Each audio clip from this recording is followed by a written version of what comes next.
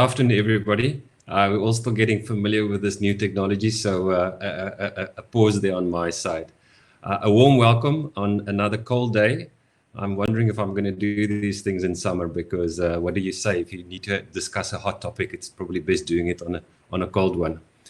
Thank you very much for everybody that has registered and has made their time available this afternoon. I would love to be in front of you and having a direct discussion about digital transformation in your business.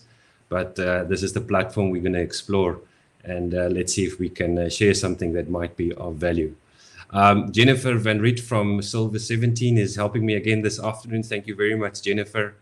You've done a great job of getting all the invites sorted out. And we're starting on time, so everything is perfect. And we don't have load shedding. Yesterday afternoon at this time, I had load shedding. It might have been a little bit more of a challenge, but everything is sorted today. We want to start just quickly with a poll.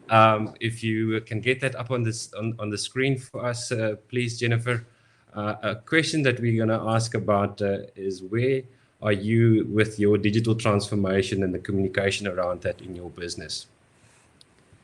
Let's see if she can get us some imagery to work with.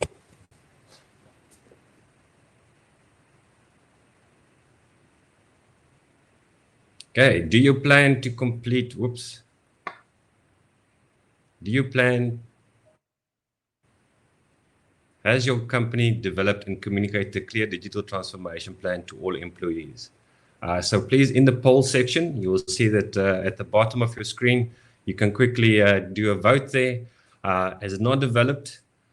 Is it already in progress, the development? Have you developed? But importantly, it hasn't been communicated to everybody. And you've perhaps already communicated and are getting it done. And if you're asking what is digital transformation, well, then you're in the right place. We're going to certainly help you through that. Let's see how we're doing. We've got a couple of votes in already. So to talk about why we are here, you might have the curiosity, you might have seen the advert on LinkedIn, or you've seen so much communication around digital transformation, and you thought, well, let's come onto the webinar and see what we can learn. Maybe you have hope. Maybe there's been some challenges going around at the business. I think COVID-19 has brought his fair share of challenges, and to see maybe digital transformation can give hope and give us a new direction to work in to ensure sustainability of our business. Or maybe you already are right on track and you've got the energy, you want to drive the change and putting a little bit more effort, getting the right tools to adapt to this new way forward, the world of digitalization and 4IR technology and all the wonderful things. Perhaps you are here because you're serving a strategy. There's already a strategy in your business to affect a digital transformation, or you need support to develop a digital transformation strategy, a document that needs to go to the board, to a manager, or somebody that needs to get the right information or the insight how you're going to progress. Or you're here to support me, and I'm very grateful for that. And a warm welcome to all of you, and I'm grateful to be able to share my insights with you this afternoon. Going on to the next slide, Jennifer. Just a quick one to tell you about Aguru and what we do. We're still a new company, but we're there to help organizations, particularly in the industrial space, so manufacturing or processing, looking at strategy on how to use 4IR technology, digital transformation in their business to pursue their corporate strategies and making them future ready. We particularly focus on skills, helping people with the right skills, but also looking at people's safety, ensuring that they are working productively and safely. And of course, now with COVID-19, also things like contact tracing. We've got a number of solutions. Those solutions focus on data asset, human asset, physical asset, as well as supply chain management. In the end, we focus on getting an ecosystem together to be able to deliver a project which we can manage, and we'll send you a guru to find. We'll find the right people to be able to do the right project. How are we going to go about with these webinars? If we go to the next slide, we'll see the webinar series is split up in two. We'll start with this one, focusing on why digital transformation and what is the sort of the key points that we want to work through in preparation of digital transformation. And then the second one will be about discussing the actual flow, the implementation, the plans, etc., that we need to execute. So why digital transformation?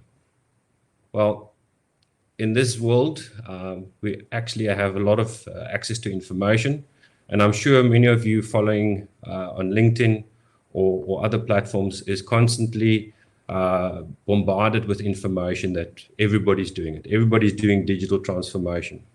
The fact is we've been doing digital transformation for the last 60, maybe 70 years. But in the recent years, really since about 2014, 2015, there's been a massive uptake in activities and potential that you can get from digital transformation in a business. And it's become a very strong catchphrase. Now, for those of us that have been involved with these industries for a long time, sometimes a little bit, we smile at the consultant phrases and the modern terms. The reality is digital transformation is about you and your business, your people, and ultimately how do you want to use technology to advance your contribution to society, how your business performed, etc. So maybe you've already been planning digital transformation and you want to firm up your plans. Or of course, COVID-19 might have now forced you to take some strategic actions with regards to remote work, people moving to more digital work to be able to manage social distancing and the like, or be able to manage their operations from a distance, to having access to data to be able to make decisions. Some might say, wow, the tech looks cool. I refer to this as the will the robot bring me tea syndrome. The reality is that tech is there. There's a lot of technology and it's constantly in development.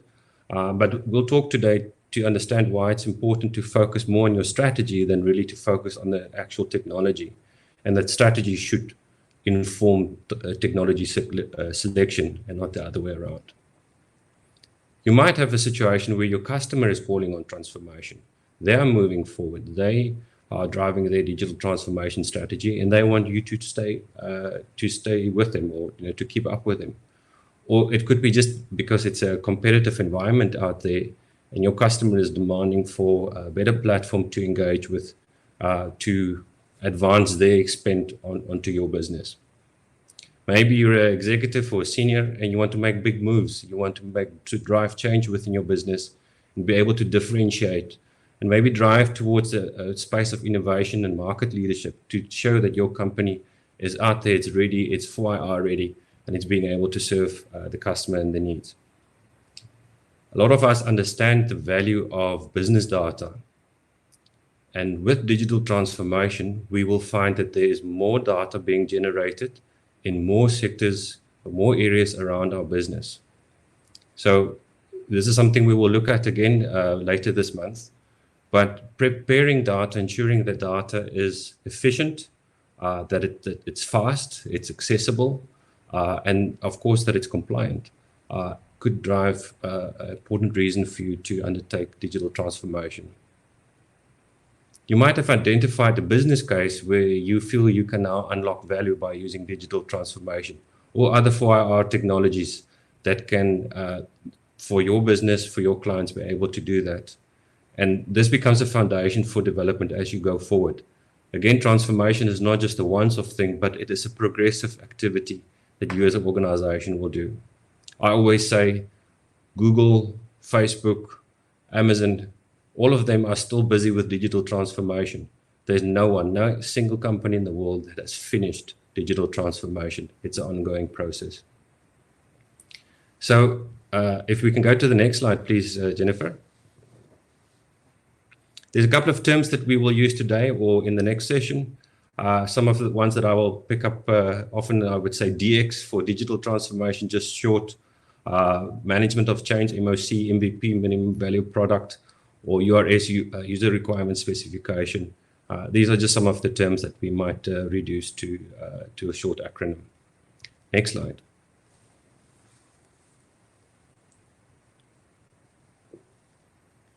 So the purpose, the purpose of today is to talk about this framework that we've developed for developing a digital transformation strategy. And that strategy is ultimately going to take the form of some type of document. It would be perhaps even a range of documents. It would include plans, schedules, assignment of duties. And certainly there are models in terms of project management, etc., that can be followed to derive all of the content that you would put in there. But we want to discuss the context in which we will be preparing that documentation. What are the things we want to talk about? What are the things we should think about? What are we should be considering? Who should we be interfacing to be able to come up with that ultimate strategy before we go and spend money and apply resources to affect this digital transformation? So going to the next slide. We see in part one, we talk about our get ready strategy, and we'll go through these 5 processes, including then some of the specific business preparation activities. In the second webinar, we'll do part 2, which is the getting it done. So we've completed the strategy.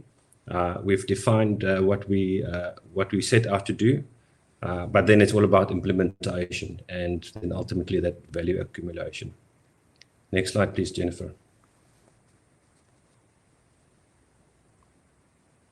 So this is the overall framework. It's a bit of a full slide, but we'll tackle it bit by bit. But this is what we are working towards, and that's for you to understand how do we want to put the total strategy together to be able to serve that transformation within your business.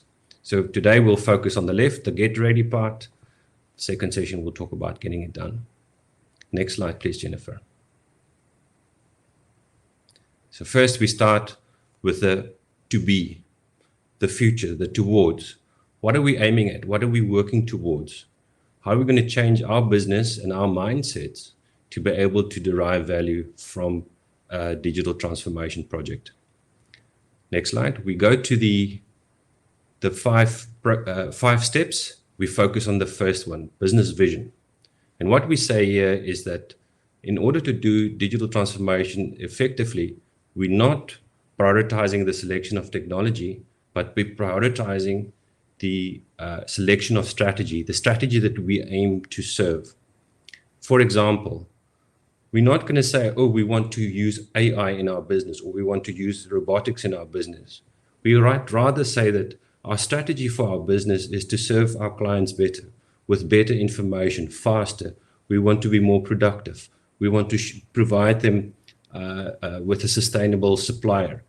These are strategic directions that we as a business are aiming for, but then later on down the process, we will link it with specific technology to be able to deliver on that strategy.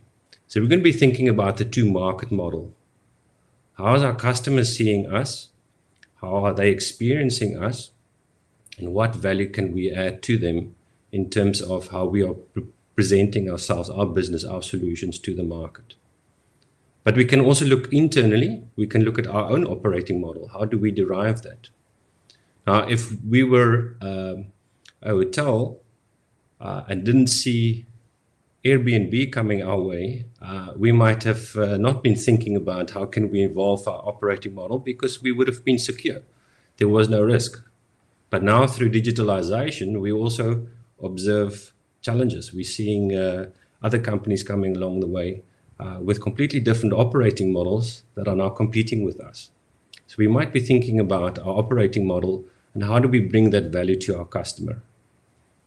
Our strategy will also drive growth for our business. It could be looking at cost drivers. So what are the things that are introducing cost to my business? Waste. How can I remove waste? And finally, I need to prioritize all of these aspects and set the necessary KPIs to deliver on that strategy. Now that I've got my strategy in mind for my business, I have the towards. I know what I'm aiming for. So the next part that I will be looking at is where do I depart from? So again, just to highlight, we start with strategy, and then later we'll move towards technology selection. We start from what we're aiming for. Next, we're looking at maturity assessment. We'll understand what we're departing from. Next slide, please, Jennifer. So why do a transformation project? We went through a 10-item list earlier of all kinds of things that we could consider, but maybe we haven't ticked on any of those boxes, or maybe we haven't actually made that assessment of what we want to do for digital transformation. What we advise is to start with a SWOT analysis. It's a straightforward process. Everybody is familiar with how to do a SWOT analysis, but one has to be careful about the questions that you ask. Think about the strengths that you hold in your business. Think about what you are really good at that separate your business from others, and how do you derive success from that success, from that capability? How do you bring value to your customers with that capability? How can you augment that? How can you strengthen that by using digital technologies or other 4R related technology experiences?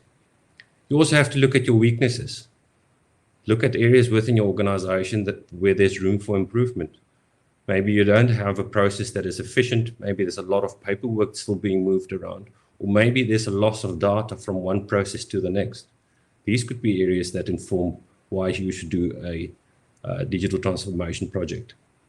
You have to consider the opportunities out there, and that might include looking at technology and look at what they have on offer, but also we're looking at how can you integrate internally within your organization amongst capabilities, expertise, divisions, but also within your ecosystem with others, how you can collaborate and using digital technology to better deliver your business objective.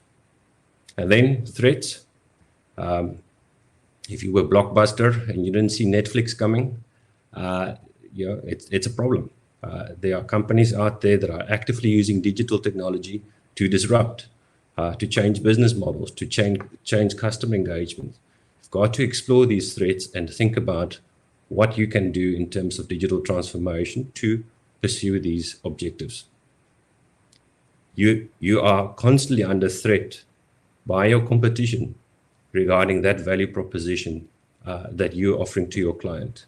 Your core skills should be intact, that's the core business, but how you deliver it might certainly be enhanced. And we'll explore some further opportunities and discussions around that. Next slide, please, Jennifer. We can go on to the next one, because we're now going to talk about the digital maturity assessment. This is where I said that this is now where we focus more about where did we depart from. Where are we? Who are we? What is it that we are doing? What is it what we are capable of? Where do we need help? How are we structured as an organization? How do we go forward? Again, critically, when we look at digital maturity assessment, if we go into organization, we actually look at about 10 different points, and we conduct a SWOT and a cash analysis. SWOT, again, we know that, the strength, weakness, opportunities, and threats. Cash, we will talk about knowledge, attitudes, skills, and habits.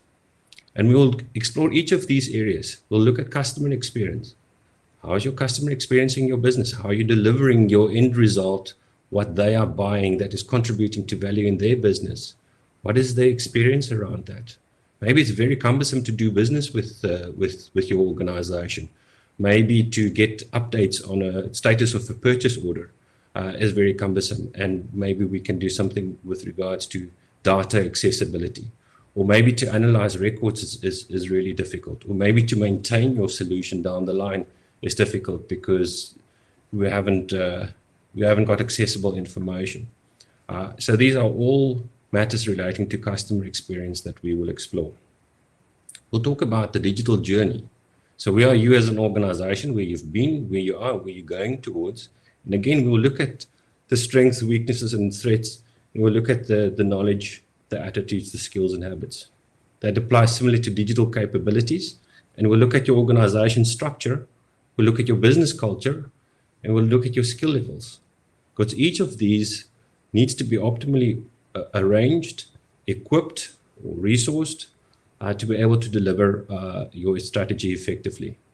And usually, one shouldn't go about it by yourself. You should be able to make use of your ecosystem to be able to deliver these technologies effectively and deliver on your strategy. So if we go to the next slide quickly, please, Jennifer, I just want to highlight on a few types of questions that we will ask with the cash analysis. And this is nothing to do with money. This is about people. What knowledge do they have? What is that wisdom that you have created within your business, which you're serving the market with? And again, we'll look at it at each one of those steps that we discussed on the previous slide. We'll think about what is the knowledge we own.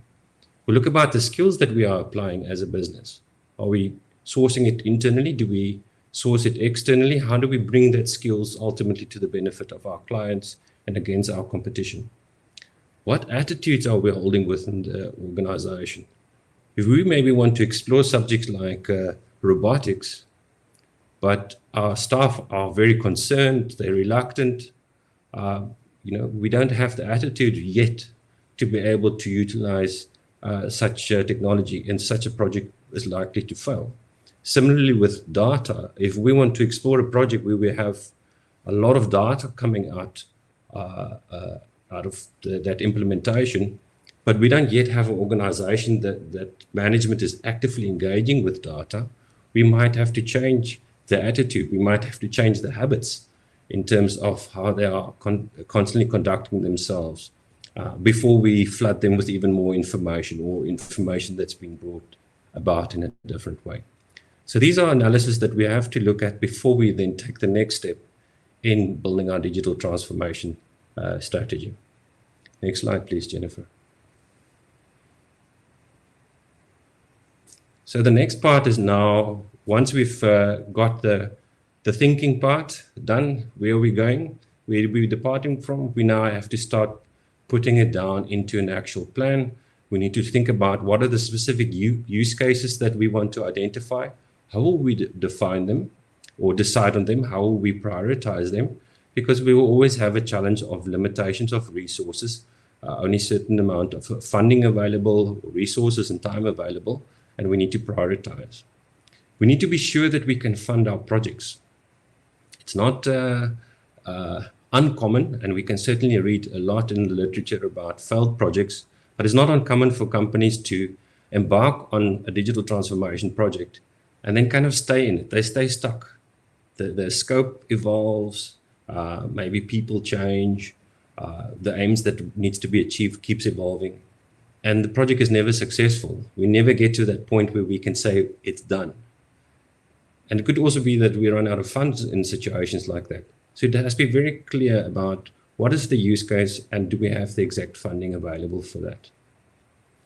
We have to think about what are the sub-projects, what are the pre-projects that we need to do before our digital transformation to ensure that we have that organizational readiness. So we'll think back, or we'll look at our digital maturity assessment that should identify some of our gaps, and that can initiate those instances or those activities that we need to do to ensure that we are ready. We've got our teams organized, we've got cross-functional teams, we've got all of those that we need necessary to take the next steps. We've got to plan this out. This have to be ready and available so that we are proactive, ready, delivering against plan, rather than trying to respond down the line. At this point, it is important to also highlight the importance of data governance. Now, for those of you that have been following the news, you would have noticed that the 1st of July, the POPI Act, so the Protection of Personal Information Act of 2013, was now finally become effective on the 1st of July this month. And there's still a 12-month period for it to be, before it will be sort of a legal compliance deadline. So you now in that last 12-month window to work at your data compliance. But compliance is not the only reason to enact a program of data governance. And we're going to have a webinar at the end of this month to really dive much deeper into the subject of data governance. But in short, you've got to look at what are your data sources with your business. Are they compliant? That's a very important prioritization in that assessment. But you also want to understand, how does data flow internally within your organization, but also externally into your organization and flowing out of your organization. A good analysis on that data flow gives you the opportunity to value your data, because we can now look at who are the data users and what is it doing for them. Are they getting the right data? Is it good quality data? Are they getting it at the right time? Are they using it effectively? And finally, we can put a value to that. And there's a lot of discussion around the data as an asset. And how do you actually bring it to your balance sheet to be something that you want to invest in, and they want to maximize. But critically, at this point of our digital transformation strategy, we're going to start thinking about what is it the data that we're going to be generating out of the investment that we are making, and how will we be using it effectively within our business. Now, at this point, if we haven't done our SWOT analysis and we haven't done our cash analysis, we're going to fall short. We have to have a mindset of risk and change management. Digital transformation is an evolution. As I said, to some extent, it is a moving horizon, a moving target. So we have to have very strong risk identification, risk management plans, understanding how we will respond, and change management, because something can come along the way that initiates a change that we have to attend to or to allow a response to. Of course, we want to define a project as clear as possible, that we can start and complete to move on to the next. But sometimes it's just a case of having the risk management, having the change management in place so that you can deal with the dynamics of the project. Particularly if you start in only a small part of your business. It's very difficult to apply one system or one rule right across an organization, particularly if it's a larger organization. So we might start at a smaller team, get success there, and move on. But there are risks with maybe other teams, other environments within our business. There's change that we all have to consider. So there's really a strong focus, and we'll see it repeat itself in part 2. So at this point, you have to ask yourself, are you fit enough to learn from your successes and your failures in terms of preparing and executing digital transformation? Because this is the part that we want to strengthen. This is really what digital transformation is about, is being able to transform our business to become more and more effective at being able to do these incremental enhancements, utilizing technology to drive what our strategy pursuit. Let's go to the next slide, please, Jennifer. Now, great to have plans, but no plan have ever got the job done. The moment we have our plans ready, we need to be sure that we have buy-in. Starting from the top, we need to be sure that leadership is behind the project. Somebody needs to be accountable. I see many organizations kicking the project down and giving it to the IT team to execute. Digital transformation is not an IT department responsibility. They are often, perhaps even mostly involved, but they are not the sole owners. We should have senior leadership, and we should have cross-functional teams, because we are servicing the organization as a whole. We're serving our customers in the end. And we need to be sure that we have perspectives and interfaces from all of those parties present in terms of what we plan, and of course, when we come to execution. Again, we're not going to be doing this all by ourselves. We're likely to be working with the ecosystem. Could be advisors, consultants. It could be the specialist companies with the technology that is being brought. We could be innovating as organizations. We've even seen competing organizations working together. A good example now was between Apple and Google working together to find COVID-19 contact tracing solutions on applications. So sometimes this ecosystem might even include your competitor. The DevOps teams is the development team and the operations team. These are the people that need to come together when we are developing bespoke solutions. So if we're building a digital platform on your business structure and on your execution platform and how your business is going, we have to have that operational insight, and we have to have the development team. Now, this term comes from the coding environment, people that are application developers. Similarly, they've got the development team, and they've got the operational people, the people that are strongly engaging with how the client is going to be using the platform that's being developed.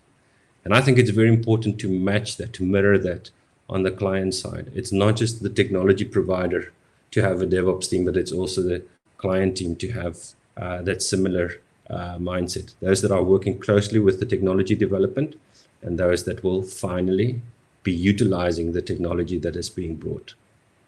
Now, of course, as we're now starting to prepare for our strategy rollout, not everybody will be at the status where we need them to be. We need to think about training. We need to think about development. And it's not only how you will be using the platform or how you'll be using the system, but it's also about changing that mindset about critical thinking, driving innovation, thinking about the creativity and design that you want to bring in as a culture within your business to evolve this digital concept, this digitalization drive, making yourself ready for the industry and the market out there. Now you see there I highlight communication. To build a digital system, you will find that most digital systems is in fact a reflection of the communication and decision-making structure of a business. So I'll say that again. How communication flows through the business and how decisions are made is likely to be reflected in how the digital system is being built for that organization. So if your organization is considered to not be effective, people saying, oh, you know, there's a lot of waste in the system, it's very bureaucratic, we've got a lot of paper, it needs to be moved up to the top, then it's likely that your digital system is going to be built reflecting on that as well. So we have to think at this point, how do we prepare our business and affect the change within the business first before we invest in a digital system?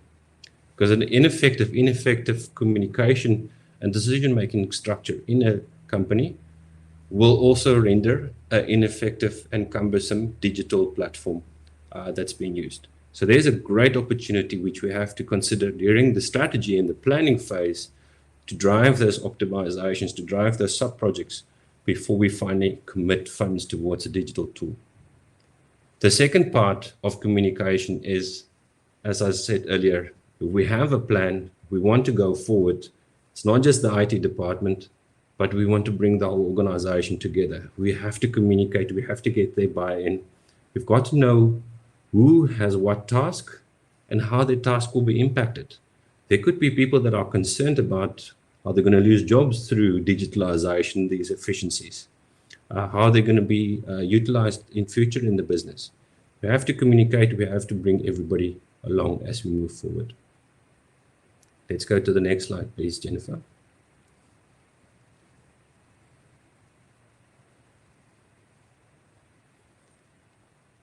Now we're getting to this last step of this get ready, this preparation phase in terms of our strategy development. And we're talking now finally about technology selection. Now there are a lot of technologies available out there. It's not the scope of our discussion this afternoon to evaluate the benefits or the opportunities with blockchain or artificial intelligence or digital twins or any of those items. We can have a separate discussion on that. What I rather want to engage on is what is a good process for you to go about to explore that technology universe and to finally make your decision about how you're going to match your strategic objective with a technology that can serve, or perhaps a combination of technologies that can serve that. So we'll do this twice because it's important. So we'll ask about how do we identify, how do we select, what are the costs involved, and how can we derive value? Will it fit within our organization? How will it be supported? And is it ready for the future? Now, at this point, I'm already guarding to say, a lot of companies say, oh, we'll see what the next wave of technology is, or what will be the future developments in this space. It's an understandable and perhaps even an acceptable strategy. My concern with that is that each time we are not engaging with the next level of technology, we're actually missing out on that opportunity to inculcate that behavior within our business, to become comfortable with that technology. So let's say if your organization, and here's a good example. A lot of companies, most companies, will have something like Microsoft Office available to their employees. So they've got Word, they've got PowerPoint, they've got Excel. But how many people are really skilled at developing a good, strong spreadsheet that they can do analysis with, or using access to pull out data and to generate reports? Yet these resources have been available to them. These tools have been available. They haven't got the culture yet of deeply engaging with the technology that's available to them. So before we want to go jump to things like machine learning and artificial intelligence and very fancy data visualization, maybe we just need to take the next step to drive that culture about using the tools that are available to us, move that more effectively. So we've got to think about what we have now before we decide what we're going to bring in the future. But when we want to select something in the future, we want to build capacity, capability. We want to become fit in using the next level of technology. Now, there's a balance, I understand. We can't just spend our money all the time and just every little increment of technology advancements, implement that and try it out. So it becomes a very careful strategic decision to ensure that we can get the value from that investment. Next slide, please, Jennifer. So just to summarize again, here's a high-level 6-step process when you want to go about your technology selection. We started with our digital maturity assessment. We know where we have strengths, weaknesses. We know what opportunities and threats might there be for our business. Again, we're coming from a strategic thinking now. What are the knowledge? What are the attitudes, the skills and habits we have in our business? Okay, then we do a gap analysis. We identify where there are areas that are gaps in our performance, where we believe we can do more. Then we go to the technology universe and we'll see what is available there. We speak to consultants, we get service providers, technology owners to come and present and tell us what capabilities they have. We've got to assess whether it fits for us. Again, as I said now, if we're not used to using what we have available to us effectively, then it's unlikely that we will be using that next level of technology equally or even more effectively. So we've got to think about, how does it fit? How will it be supported? How will we maintain this through its life cycle? Who is available in our ecosystem to adopt and serve this technology? When you understand all of that, we've got to reduce it to value. Now, a technology company is not likely to be able to tell you how what they have on offer is going to give value or exact value in your business. That's something you need to assess. They can maybe tell you how their solution have given another company value after a fact assessment. But remember, at this point, you are still considering what you're going to be doing. And it's probably good to work with a consultant, get that input from that technology provider, think back about your organization, your value drivers, and to understand that value impact so that you can then prioritize and select from a variety of technology options or even combinations. Then the last step is the scoping, particularly if it goes towards bespoke digital applications. You have to be very clear in building your user requirement specification. If not, your project is likely to see scope creep, a lot of change management, and of course, budget change. Well, you will need budget changes because the cost will continue and the project could not be successful. So the scoping is very important, to be very clear about what are my user requirements, have that clearly itemized, how it is being delivered, and how it links to my operational platform. By following this process, we should be able to get a good scope document out that we can go work with a technology provider. We could even do a 3 bids and a buy approach. But often we'll probably see that we kind of have an idea of what we have in mind, and then we have to work with somebody that's building that solution for our business. Next slide, please. Jennifer. So after the planning phase, the next part that we are doing is the get ready. We refer to it as the 5 valves of improvement. And I'm a nice guy, so I'm actually giving you 6, not just 5.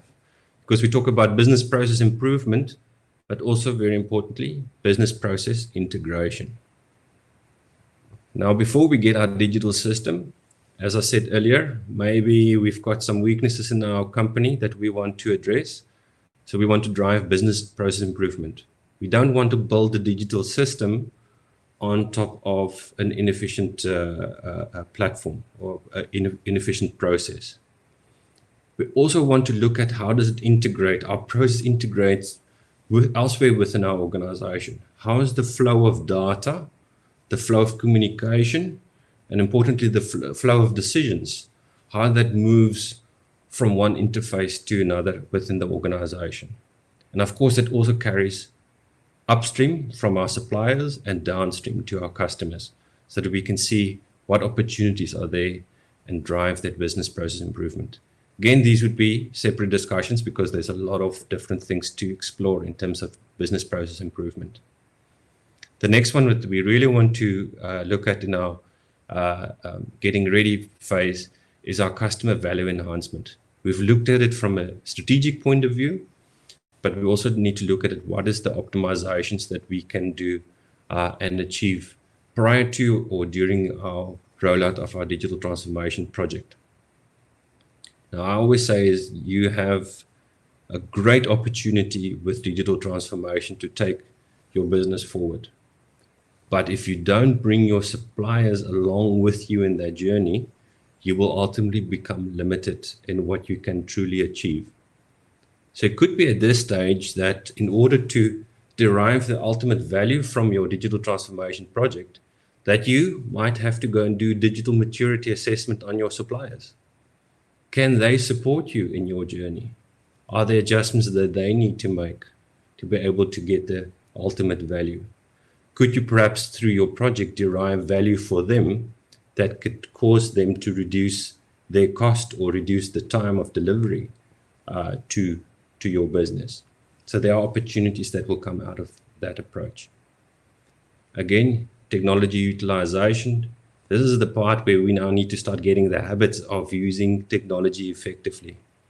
If we're moving towards a system, let's say we're deploying business information using something like Microsoft BI, or we're using Tableau, we can't think that we're going to be effective using machine learning analysis where we actually don't understand how that data and that information is coming to us if we are not already engaging and having the practice, the habits, the behavior to optimally utilize the systems that is available to us. Now, we've got to build the teams. Again, it's not just IT department or the data analysts or the engineers. We have to look at the broader organization, all the decision makers, all the interfaces, and how we can maximize the utilization of the technology. And then because we are busy with culture change, digital transformation is not about technology, it's about people, it's about habits, it's about attitudes, and we're driving innovation within our business. So we want to optimize, we want to be able to create a platform where people feel free to think out the box, to come up with solutions, and drive those incremental changes that will get the benefit in my system, in my organization, in my business. And we want to give create that culture. We want to give people some space where they can explore, even fail, and that we can learn from that failures and move on. If we don't have that culture, if we haven't prepared that culture, then our digital transformation project is at risk. Let's go to the next slide. So maybe just jump to the next one. Thank you. So we come to the conclusion now of this first part of the framework that we've prepared. We started from, just go back to the main the framework. Jennifer, just the previous slide, please. There you go. So we just want to, again, pick up. We've looked at our vision to be. I'm seeing a different slide now. I want to be on the framework.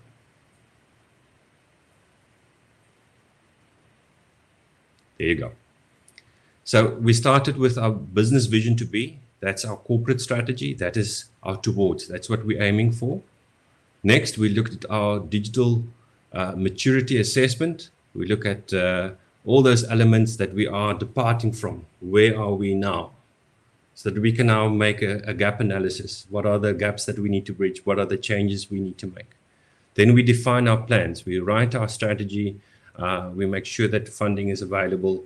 We structure teams. We work with ecosystems to be able to deliver that. We sort our data, because data is critical. And we manage our risk and change. Next is resources. Make sure that the right people are assigned, that our cross-functional teams that will inform our project, and we ensure that we can get the right support at the right time from our ecosystem. And we link that development versus operations. The people that are going to use this system, this technology that we're investing in, have to be part of that development. And that's where the training and the ongoing development goes. We select the technology and we ensure that we can derive value as quickly as possible and able to move the project on incrementally. To support all of that, we have to take certain actions. We have to drive business process improvements. We need to look at integration so that we can build a more simplified, more effective, efficient digital system that can derive maximum value. And that value has to pass on to our customers. If we maximize a capability or opportunity with our customer, that comes back as a profit opportunity for us. We need to bring our supply chain along. We need to ensure that we utilize our technology effectively. And ultimately, bringing all of this together, we're driving this culture of innovation. I'll close with this strategy by just highlighting a few key points for you to consider and remember from today's presentation. The next slide, please, Jennifer. Critical success factors. Rank your business objectives and compare that with what are the resources available to you and what is the estimated reward from these initiatives. This is now the balancing and prioritizing that you will need to do. Then the next is to stress test your objectives against the revenue objectives that you have and the timeline goals that you have. I want to achieve X in my business within this timeline. And I bring it back to this opportunity with my digital transformation project, when I'm going to deliver it. And I want to follow through because I want to get value as early as possible. So I will go about incrementally. Maybe start with a lighthouse project, smaller team, specific area deployment. Get it right. Learn. You'll make mistakes maybe. You might have to learn from those mistakes. But get it right, and then we can roll out to the balance of our business. And of course, please don't leave anyone behind. We want to go into this journey and make sure that the whole organization stays together and goes forward and have a successful project and successful continuity to drive their sustainability. Thank you very much. I think that brings us to the end. I think we've got one more question that we want to put up in the poll. So while we do that, let's go through some of the questions we have. Jennifer, if you can maybe come back. Hi, Johan. Yes, here I am. I have to say, everyone, I have been quiet because I've been listening to Johan speak, and it's been absolutely fascinating, Johan, to see this process and the way Aguru sets it out. I have been hearing a lot of noise throughout categories, across category, about maturity models. So that was specifically interesting to me to see that it falls within a thought process and, in fact, into a process. The second thing that I've also been seeing cross-category is the fact that people are not saying we are on our way to 4IR or towards inclusion and towards these processes. We are there now. And that's Absolutely. Why it's so important to get consultants like you in. I really enjoyed it. Thank you so much for that. The question that we did have is with load shedding, low data, and so on, will this be sent to attendees who couldn't finish the proceedings, and will the slide deck be available? Okay, so I think there's one more slide that we can put up in the end. We've got some links that we are sharing with everybody this afternoon. Jennifer, while you get that up, absolutely, we will send out the presentation or links to the presentation. So you'll see there we've got this presentation available on our website. So if you've been scrolling around aguru.co.za, you will be able to get to it. The link is there conveniently. It's done in Sway, not in PowerPoint. So you just give it a moment to load. You will also see in our upcoming newsletter, and I've given you the links there to this month's newsletter, or let's say last month, June's.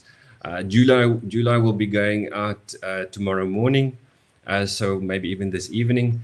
So you will be able to pick up on that link, and that link actually does have a summary of today's activities. So I'm just going to pick up to see what are some of the points we might pick up in questions, and I will be sharing that as well. But those will be quick actions for you.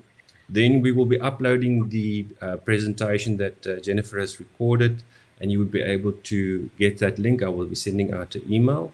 So you'll be able to again find the links from there. And then what is the other option? Oh, if you need an attendance certificate, I know sometimes people are taking some time out of work to do this. Please notify us, and that will be another way that I will be replying to you to say here's a link to the information. So it's available.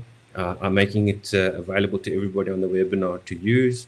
And please engage with us if you want more specific information, because it's a framework at the end of the day. There's so much that needs to be done for us to understand specifically your organization, your environment, your goals, to be able to link to your strategy and all the opportunities that come with that. And we can, of course, deliver that as a bespoke strategy, a document, a schedule, a plan, all of the detail, and ultimately manage that as well. So really can go into full detail to support your digital transformation journey.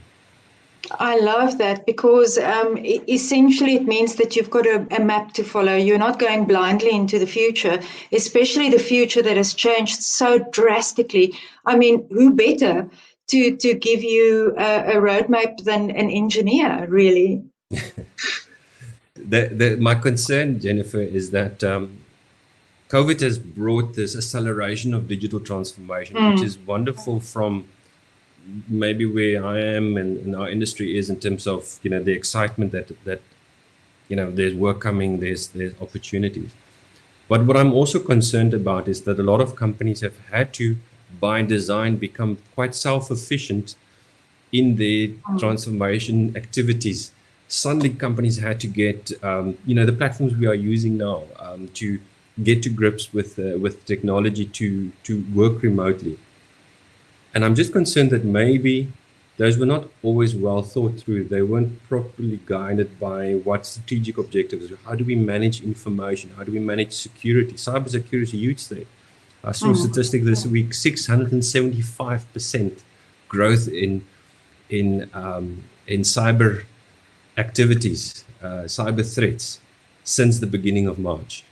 675% is never I've nearly seen, 7 times big more. companies being hit, hey? Big companies being hit. Absolutely. Then you're seeing this one go, then that one. And of course, working with information like we do, for instance, now on the cloud or on the internet, how does that work in terms of POPIA compliance, for instance? You need professionals to get through this time. It's well worth the investment, in my opinion. Correct. And very excited with our partnership with AIM. I've seen one or two names, Matt and so on. We'll be doing a webinar at the end of this month where they've developed a very advanced system utilizing machine learning and optical character recognition that can actually be deployed in an organization to go and find non-compliant information, personal information. They can go and find a scan of a passport, even if that scan's name is XYZ123, because that's what the scanning machine is doing it, they can go into it and identify, the machine learning, the AI, can identify that this is a passport and it shouldn't be available there. It should be confined. And they can actually then in a semi-real time give management and assessment of their level of compliance. They can even find in audio or visual any information that would put the company at risk in terms of GDPR or POPI regulations. And That's I definitely fantastic. think it's a critical consideration for Very companies much so. to go through, because time is against us now. Now, we've had some time, and maybe it's not been a good thing we had so much time, but now everybody needs to do their last bits in this 11 months that are lying ahead of us. So hopefully we can Absolutely. support, but absolutely a critical point. But I've got no, we don't have questions, but I've actually got a thought, and the thought that I am wondering about is that we are seeing this ecosystem of small startups coming about, whether it is because they need to, or because they wanted to, or because they see. Do you see an ecosystem of collaboration within the system as well? I mean, you said you were speaking about people that you're going to collaborate with and interview who's got this wonderful system. Will you see smaller systems working together and integrating with each other now in the future? I think absolutely. I think that's the way things will go from here on. My history was industrial automation. So, we had big clients, big systems, serving large plants. And there were only a relatively small number of players in the world with solutions in that space. Today, there are tens of thousands of solutions, because each of these digitalization, let's call them 4IR companies, have looked at a very specific problem and found a solution for that problem. So it's nearly impossible to go to one organization and think you're going to get all the solutions you need. You actually need to build like a puzzle. You need to build a whole lot of things together to get to that optimal opportunity. And in the world of engineering, any physical principle that you are engaging with, whether it is mass transfer or heat transfer or momentum, each of these are another reason where somebody can dive deeply, find a solution, and they would have now pulled that out as data, and that's taken into a digital system which can be optimized. So what will be very interesting in our as is my world, from control systems and information systems, we're talking about OP and OT and IT, operational technology and information technology. Those worlds are merging. They're merging more and more, and there's so much potential, so much available out there. And it's important for organizations to make that assessment before they delve and commit their Yeah, I think niche specialities is absolutely the way to go into the future, as long as we remember that we're not in competition with each other, but in collaboration with each other. We are 2 minutes from the end. I just wanted to give you a lovely comment from Narendra, who said, thanks, Johan. Your insights on digital maturity assessment of customers was quite good. I believe you will elaborate more on the next session. So yes, absolutely. Everybody's after those maturity models, even though it's just the second step in a process, right? Yeah. That is the key one. But our system is 10 themes and more than 100 questions if we go and do an audit. There's so many individual items that we have to explore. But of course, it's important. It's about the customer, their environment, what is fit for them that we need to explore. Yeah. So your point of the ecosystem, I think what we try to achieve with Aguru is that we will find that guru for you. We will find the right expertise to be able to deliver on your corporate objective. And that is what we, as a consulting and project management company, can bring together to ensure that we support your strategy. Should we close off just looking at the polls? See what feedback we got there. Absolutely. We've got a minute or so more to go. And we have 30% of people who has not developed or communicated a clear digital transformation plan. 10% of people saying development is in progress. Developed but not communicated got 0 votes. Developed, communicated, and getting it done got 40% of the votes. That's fantastic. And what is digital transformation? Unfortunately, got 20% of the votes too. And that was kind of where I was in the beginning, but I think I'm starting to understand it more. So do you plan to complete a digital maturity assessment in your business? 20% said already done. Well done. That's fantastic. You're ahead of the curve. Yes, soon got 0%. Yes, sometime in the future got 40%. No, we're on top of our game, got 0%, of course, and not sure also got 40%. So I think a lot of information was given today, and I think that if you ask the question again in 6 months' time, perhaps the answers will be different. Excellent. Well, I think we'll wrap up with that. Thank you very much to everybody for your participation this afternoon. Jennifer, for your arrangements. I see Theo there and Mile and Tanya that has contributed and that's made some comments. You said Narendra, Johan. Thank you everybody for your contributions and the questions. And yeah, let's keep the conversation going. And look out for our newsletters, and we'll find it on LinkedIn, you'll find it on our website, you'll find it in communications, and yeah, let's see how we can keep the communication going. Thank you very much for your support. And have a good afternoon, everybody. See you again soon. Bye.